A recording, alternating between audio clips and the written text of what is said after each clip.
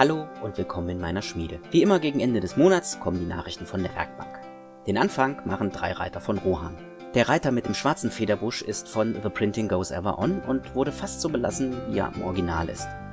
Das Pferd ist eigentlich wesentlich kleiner und ich habe es, glaube ich, um 10 oder 15% größer ausgedrückt. Entsprechend habe ich am Sattel etwas wegfeilen müssen, damit der Reiter wieder auf sein Tier passt. Danach wurden eigentlich nur noch Teile zusammengefügt.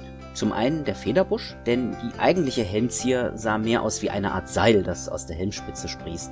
Folglich musste das weg. Aber Victrix war wie immer zur Stelle und hat ausgeholfen. Schließlich habe ich noch einen Mantel hinzugefügt, die gehören bei Rohirrim für mich einfach dazu.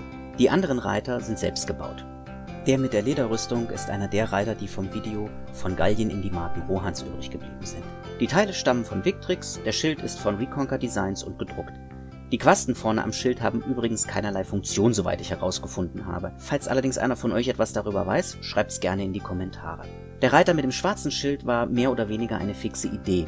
Ich habe von Eomer noch die Köpfe ohne Helm übrig, wie man hier sieht, und sie waren mir einfach zu schade, sie in der Bitsbox rumliegen zu lassen. Also habe ich kurzerhand einen der Toten von Dunhag umgebaut. Das, was an dem Modell am meisten Spaß gemacht hat, war das Modellieren des Mantels. Der ging nach dem Zersägen des Geistes nämlich nur noch knapp bis auf die Hüfte. Ein Video habe ich davon leider nicht gemacht, weil das war eine regelrechte Nacht- und Nebelaktion. Aber ich habe hier noch 2 Bilder, die kurz nach dem Modellieren entstanden sind. Mittlerweile wird es, glaube ich, auch Zeit, dass ich über passende Infanteriemodelle für die Reiter nachdenke. Weiter geht es mit orkischen Speerkämpfern.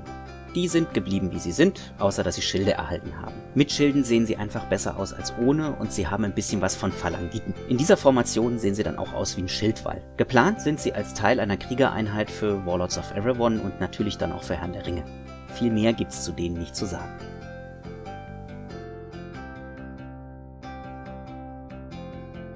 Mit Orks geht's auch weiter, aber diesmal mit etwas fortschrittlicheren und sie werden mit K geschrieben. Die gehören nämlich zu meiner 40k-Armee und sind aus Teilen von verschiedenen Herstellern zusammengebaut.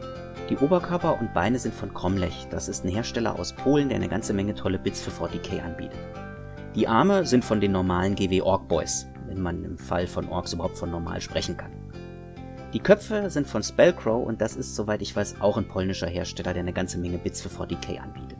Zu der Truppe gehört auch noch ein 5. Ork, der raucht eine Zigarre, der ist aber noch nicht fertig. Gerade wegen der Zigarre schreit der einfach nach einem Flammenwerfer und das Klischee muss dann schließlich erfüllt werden. Die blauen Helme sind einfach ein kleiner Scherz, weil die Orks als Hilfstruppen kommen.